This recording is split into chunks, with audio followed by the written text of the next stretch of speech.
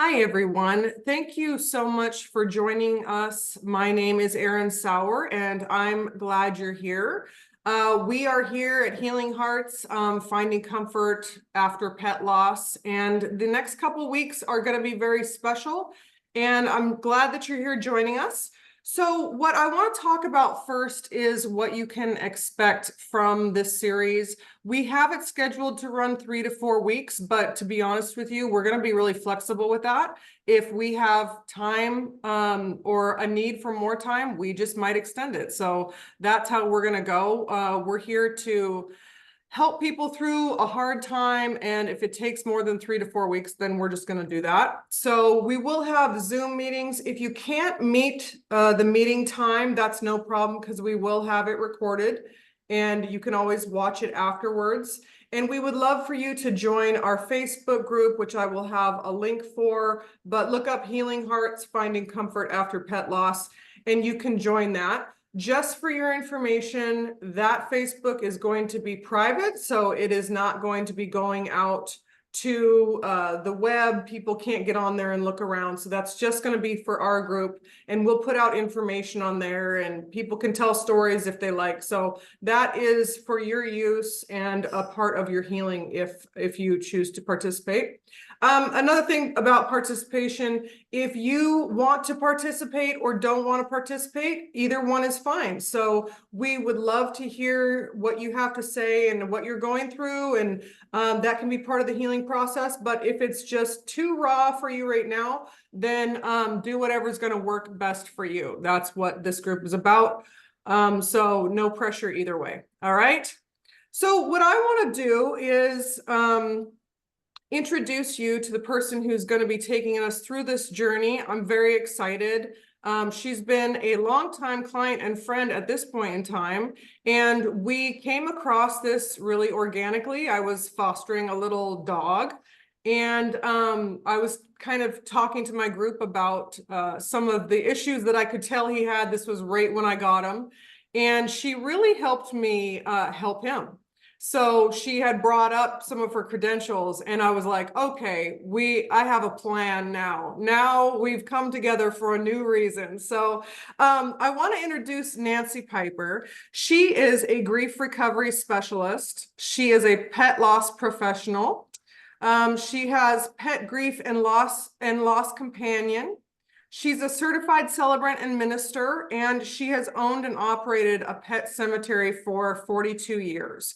So welcome, Nancy. Thank you so much for teaming with me and doing this. I'm looking forward to it, and I think it's going to be a major blessing to a lot of people. So hello, Nancy. Hi, Erin. I'm so happy to be here and glad that everybody that's out there watching it. It's really great. Erin already gave some of my credentials, but I've been involved in the death care profession for 50 years. As she said, I've owned and operated a pet cemetery and crematory for 42 years. And I have a Bachelor's of Arts degree with a psychology, sociology concentration. So it was only kind of natural that I quickly became interested in the grief aspect of the profession. So I did become certified grief recovery specialist through the Grief Recovery Institute in Sherman Oaks, California. Of course, they were people oriented to helping people with people, but I quickly, converted it to helping people with pet loss. And as she said, I've got other certifications and I've continued learning and reading, researching, for all these 50 years because it is something I'm very interested in. And when Erin was talking about the dog, Mr. Bubbles, wasn't it?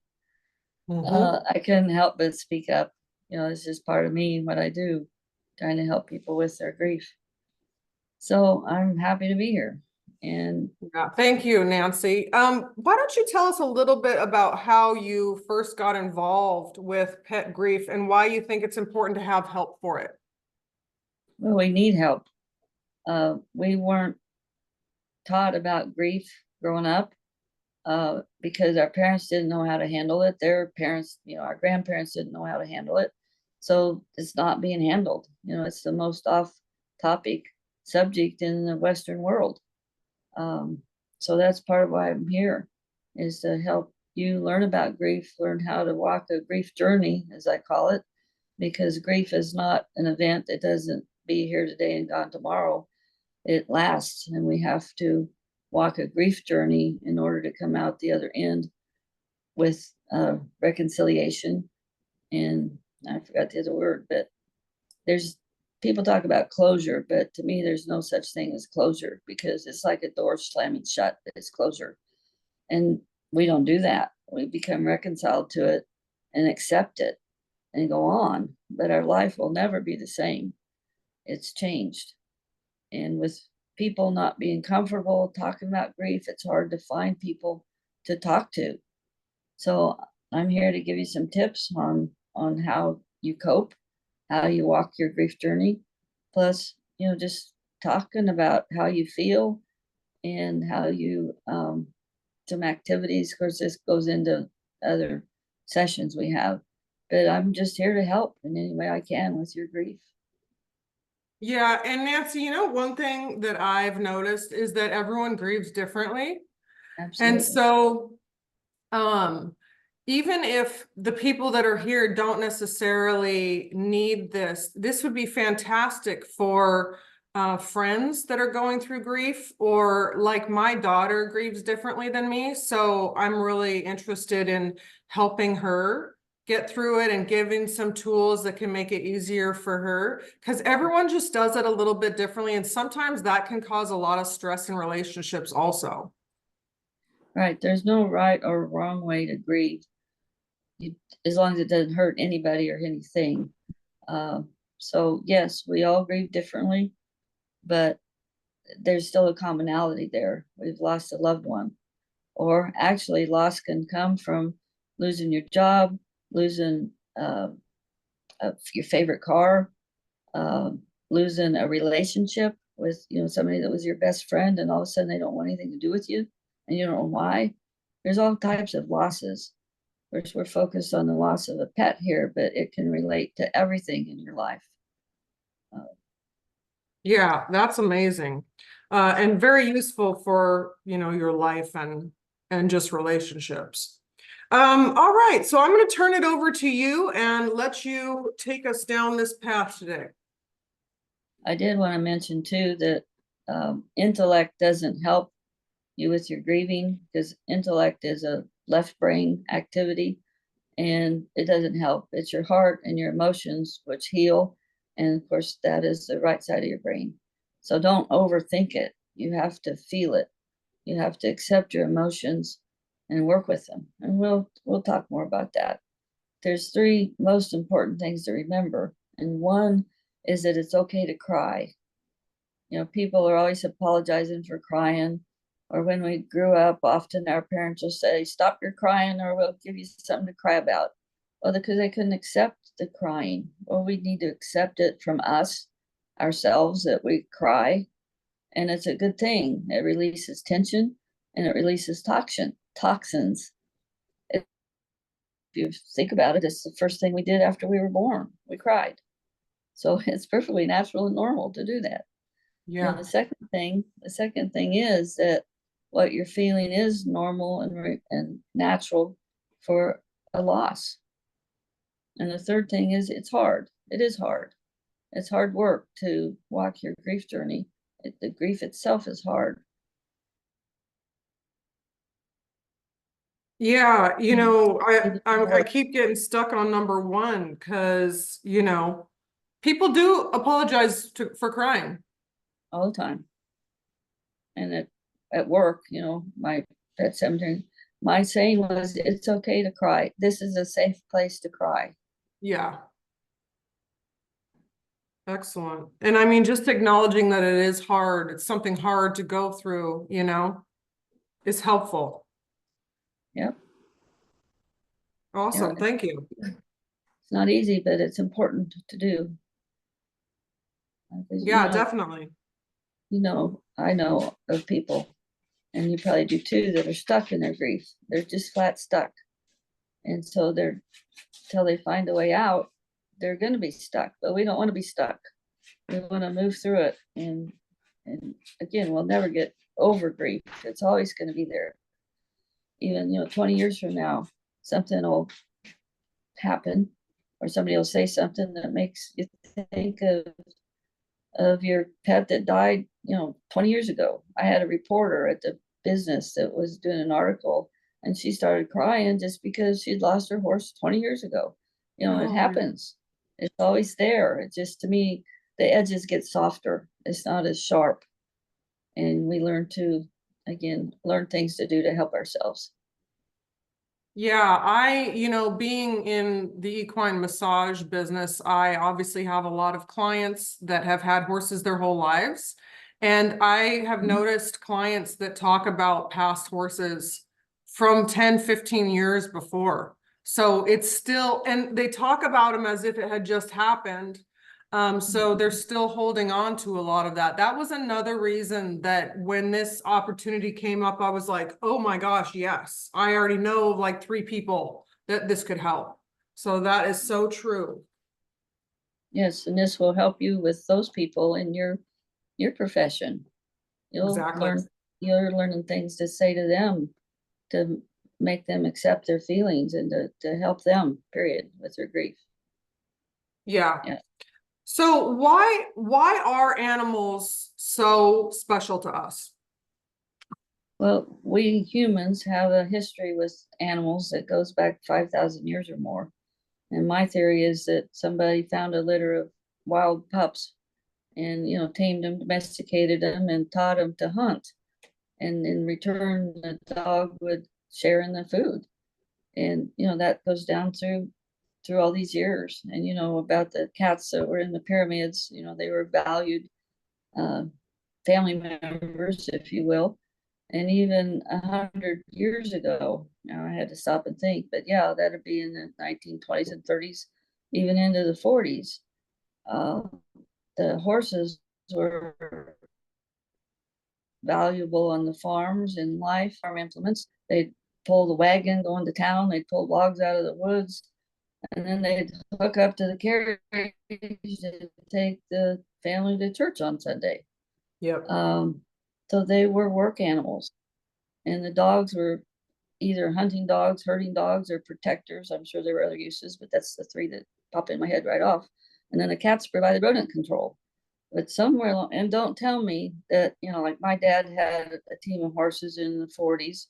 And I wasn't born yet, quite, but my brother's older, he told me one of them, it's Ben and Barney, and one of them got hurt, and my dad was really upset about it, really sad that the one horse had gotten hurt.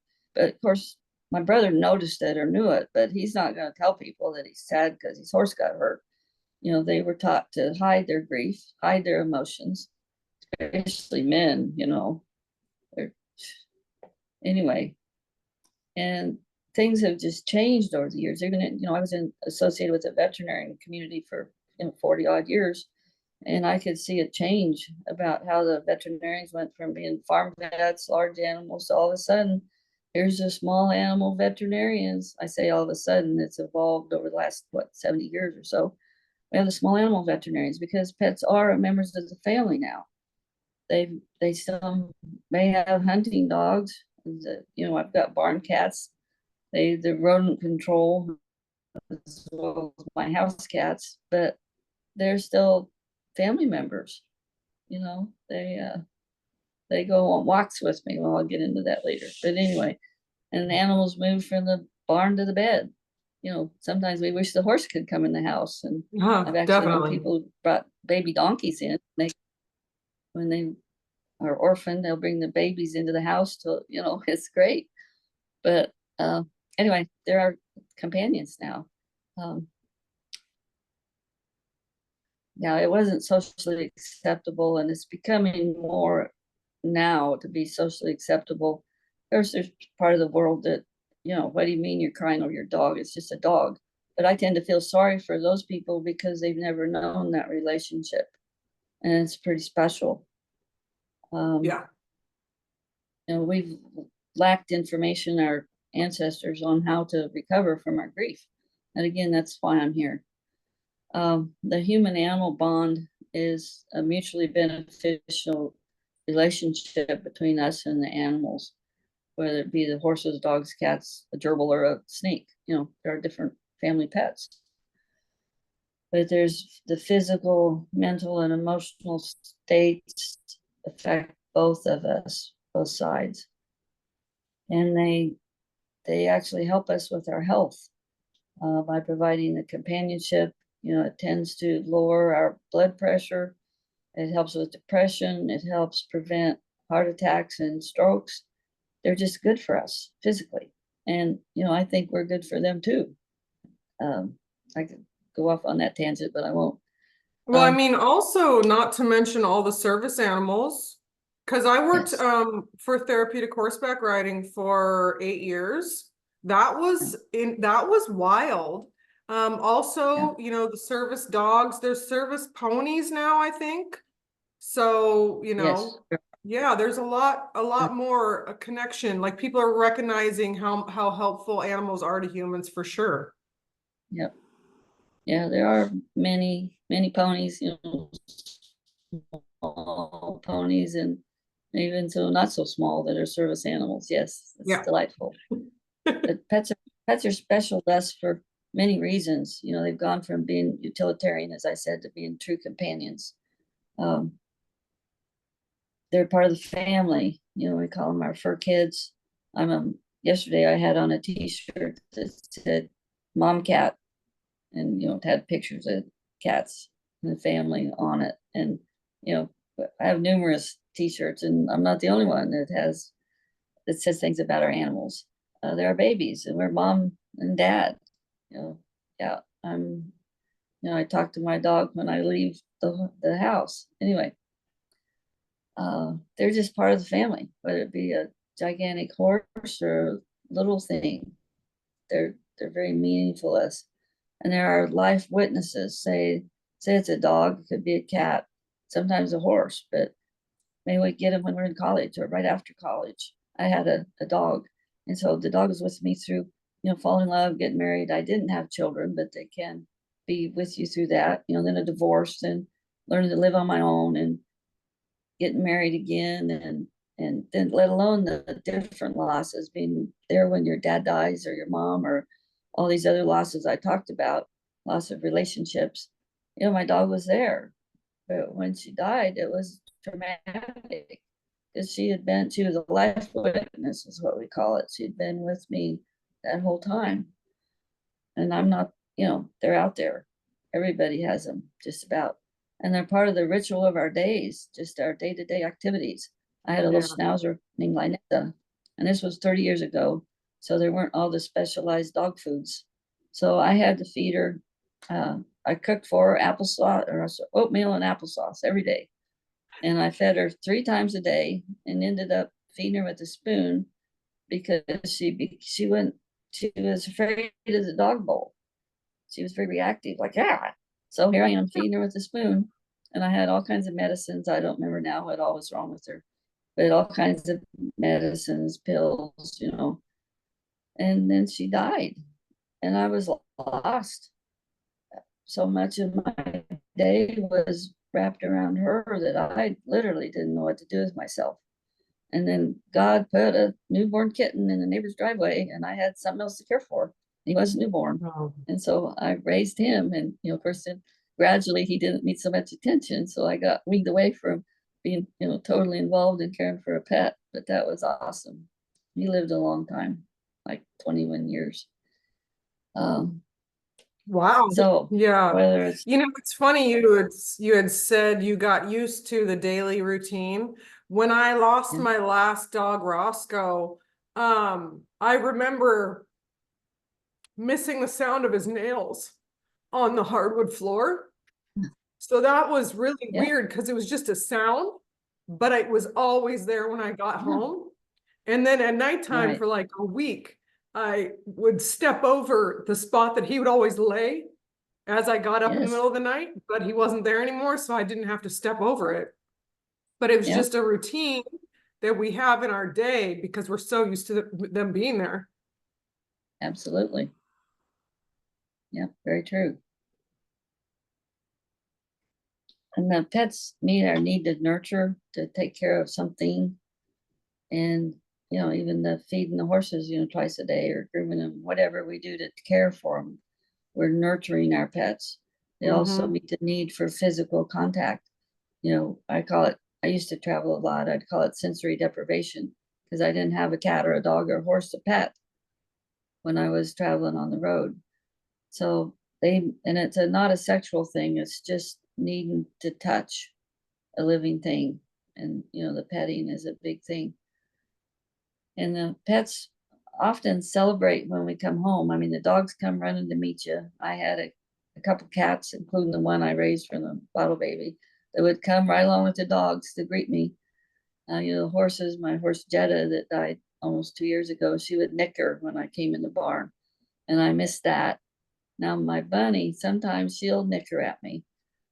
She started doing that now, but they'll still come up to oh, mom's home, and they'll come over to the fence. And of course, they think I'm a treat dispenser. Well, I am a treat dispenser, but still, they come over and say Well, that's hi. right. Yeah.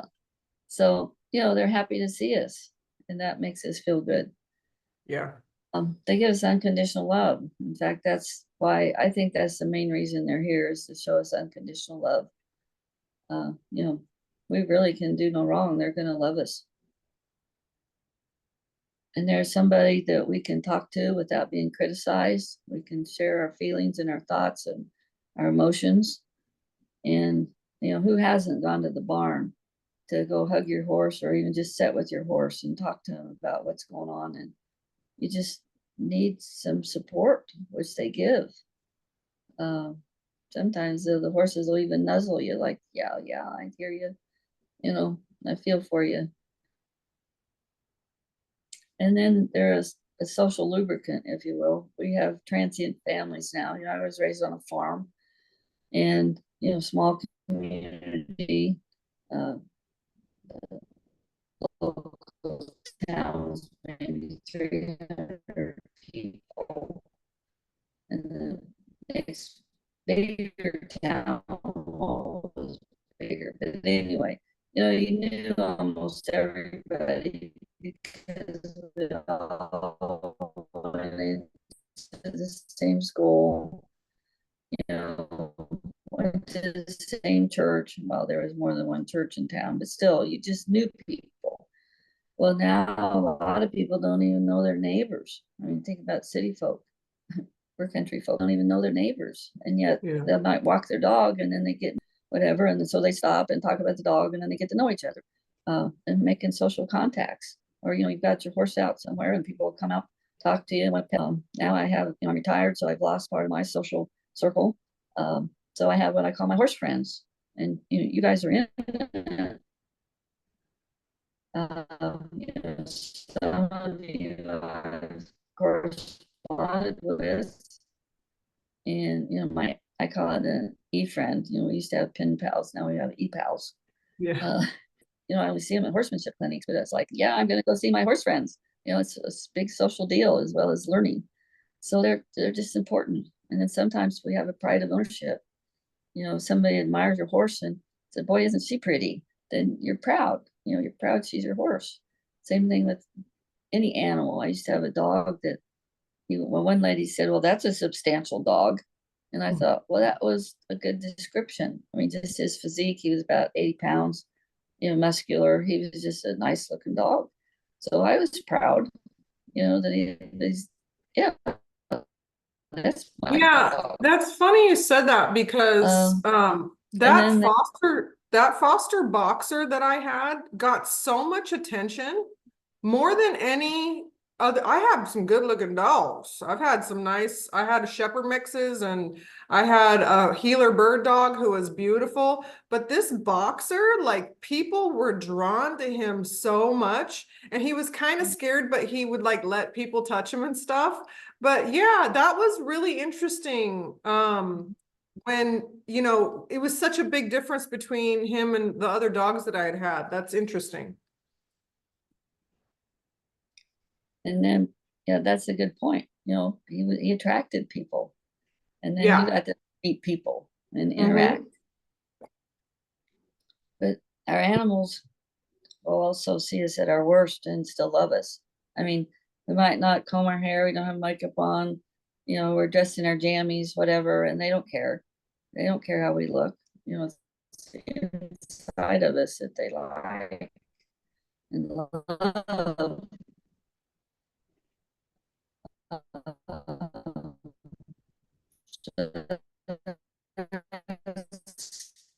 Pretty special. And sometimes for people, it's a reason to get up in the morning, especially, well, I was going to say, especially older people. It's also true that people in depression, you've got a dog, you need to get up and let out to go to the bathroom, or I've got to get up and go feed my, again, people in those situations, like I said, I think older people should have animals. You know, it gives a meaning to life. Pets, and they're just precious. Is that it's devastating. It devastates us more than any other kind of loss. I've had countless people over the years say, I feel worse than my dog died than I did when my mother died, or my sister, fill in the blank. And it's normal because we typically grow up, we move out of the home, we don't contact our parents, we're not there every day, we don't typically don't talk to them over cell phones, you know. I mean, really. So we grow up and grow away from our parents, either though we still love them, we don't have the constant contact with them. Our pets depend on us. They depend on us for the food and the care, the whole 9 yards. They're with us 24/7, basically. Even if we go to work, my dogs went to work with me. So it really was 24/7. So it creates a bond that's beyond what we have with our parents or our siblings. So it's no wonder that we feel worse when they die. You know, And that can, you know, that can definitely lead to people attachments to feeling the pets guilty. are lasting and enduring. There's no greater love than what we have for our pets. And grief is guilt in another session, but yeah, sometimes they say that to me because they feel their pet dying than they did when their mother died. You know, well, it's okay. You know, I tried to let them know it was okay to feel that way. And of course, Yeah. I'd say more things, but the greater the love, the greater the grief. I call it the other side of the coin. It's a two-sided coin. If you don't have the love, you don't have the grief. So it is, and our bond with them so strong. I think I probably said this already, but it has a powerful effect on our physical and mental well-being. So with knowing why they're so special, sometimes, well, we're ready to take the first step through working through the pet loss. Part of that is knowing, you know, grief, as I said, grief is normal and natural and is to be expected.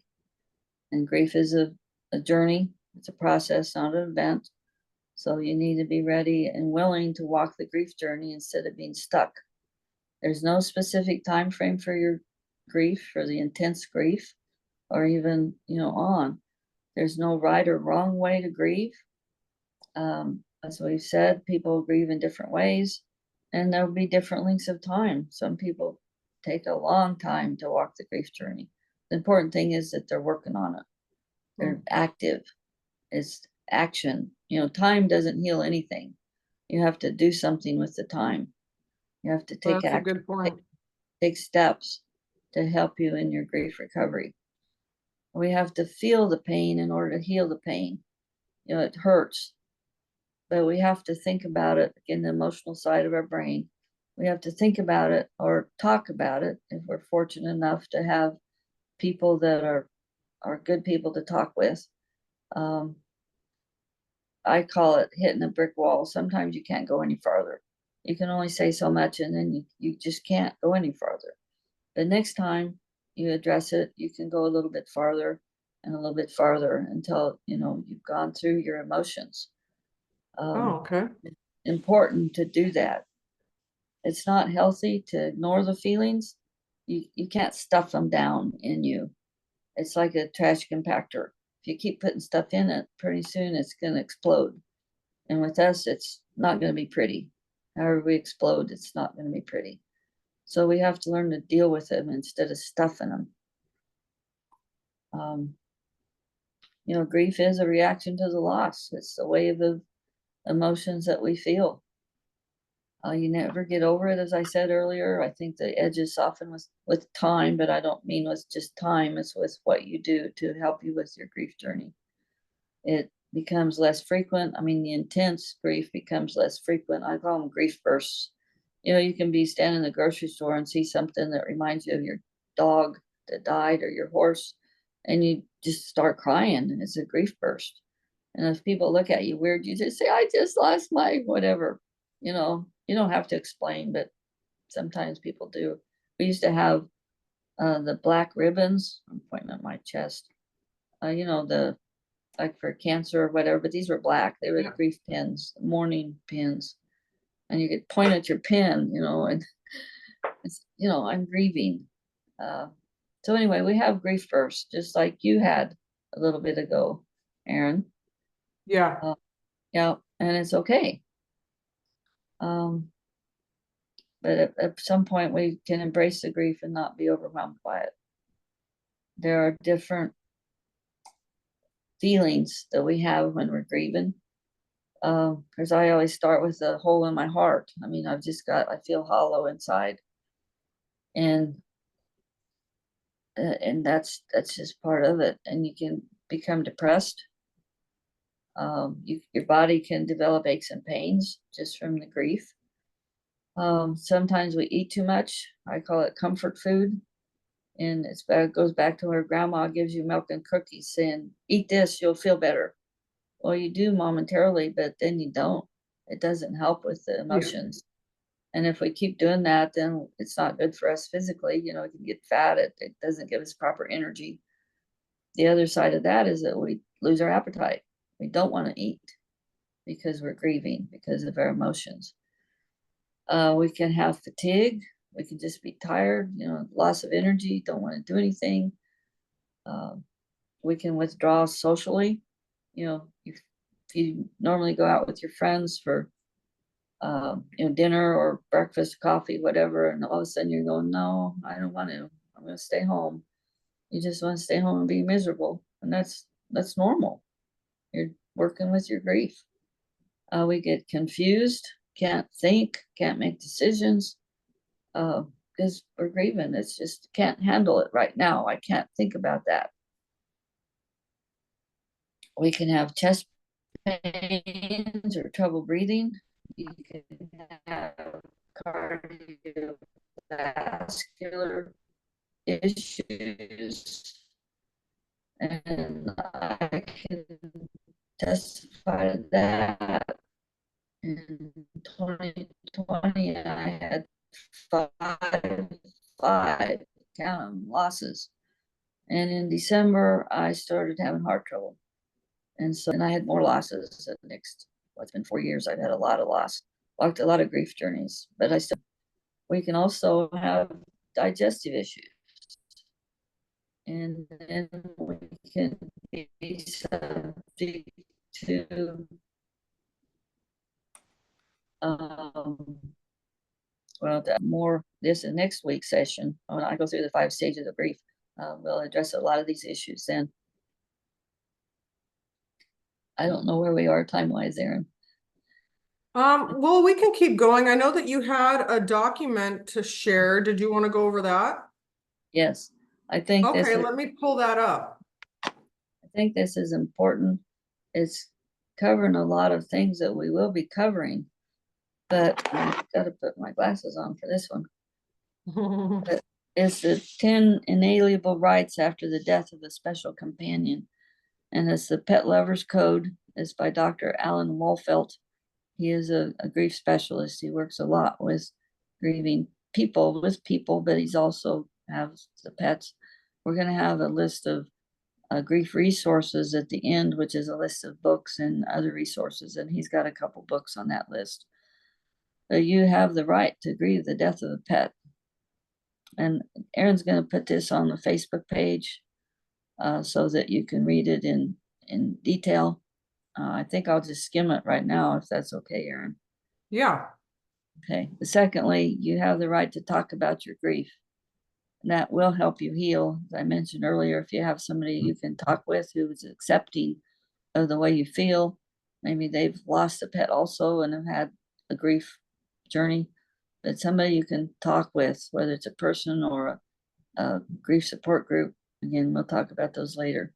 You have the right to, third is you have the right to feel a variety of emotions. We're going to talk about that next week. You have the right to be tolerant of your physical and emotional limits. Again, it says here what I see, you're going to feel fatigued. There's other things. But take care of yourself. We're going to talk about that too. You have the right to experience grief bursts. That's normal and natural. You have the right to make use of ritual. We're going to deal with that, I think, in the last session, or the next to the last one of them anyway. We're going to talk about rituals, ways to memorialize your pet. You have the right to embrace your spirituality, turn to your faith. Well, I don't have to read it, but we're going to talk about that in part 2. Number 8 is you have the right to search for meaning. This is, every one of my pets, I think, why was he in my life? Why was she in my life? Why was she here? What lesson do I have to learn from this pet? And sometimes it takes a couple, 3 pets before the message comes through, because they're all trying to tell me the same. Okay, you didn't get it the first time. Let's do it again. Oh, okay. Oh. Then number 9 is you have the right to treasure your memories. That's one of the special legacies. And it's very important at some point when the more joyful memories come in than the sad ones. And that's part of your recovery. And 10 is you have the right to move toward your grief and heal. Yes, you have that right. You can reconcile your grief afterwards. I'm sorry for that. That's a reminder, and I didn't shut it off. Yeah, just be patient with yourself. Just keep taking those steps, even if they're baby steps, on your grief journey. And apparently you'll eventually, you will come out the other end. You will never forget your pet, but it will change your life. And oftentimes it's for the better. Believe it or not, it's for the better. And again, we're going to talk about that next week. So please take the time to read this in totality, because it is very meaningful, everything Dr. Wolfett said.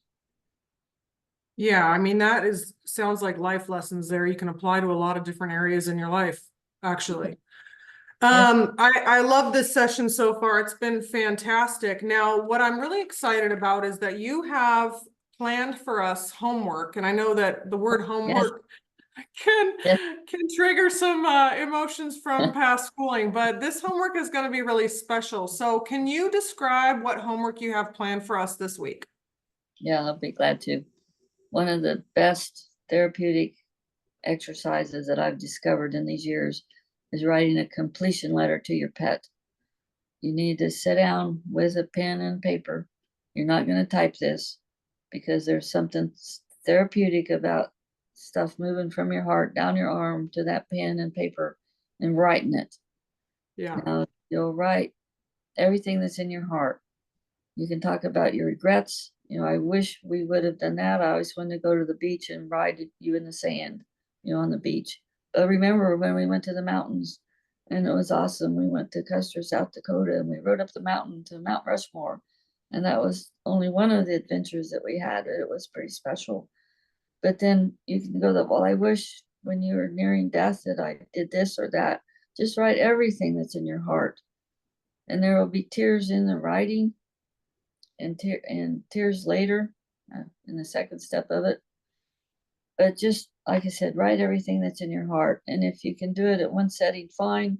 If you have to stop and pick it up later, then that's fine too. But write it. Turn my phone off. That go away. Okay. The second part of the exercise is to, when you finish the letter, don't say goodbye. Say, see you later, or see you on the Rainbow Bridge, or whatever has meaning to you, and sign it Mom, or whatever name you had for yourself with your pet. And then imagine your pet sitting there, standing there with you, and read it out loud to them. And again, there'll be tears. Remember, tears are normal and natural and they're therapeutic. So read it out loud to them. And I find that is just the best thing ever to do. We'll have more homework each time, but this is absolutely the best one. So please sit down and do it. It's hard to get, it was hard for me to start it the first time I wrote one, but then things just start flowing and it helps.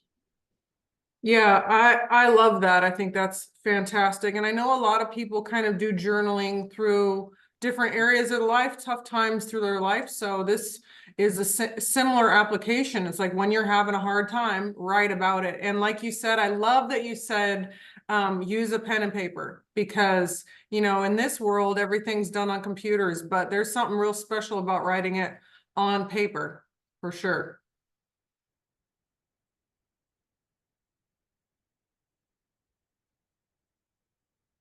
All right. Well, this has been a fantastic session. Thank you so much for joining us. I hope that that was beneficial and helpful to everyone.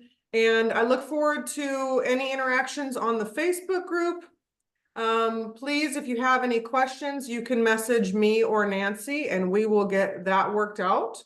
And just look forward to talking to all of you this week, and I will have an update on when our next meeting is. So stay tuned. Hope everybody enjoys. Have a good week. Get your letters started. And if you have any questions, just message us. Thanks so much, guys. Bye.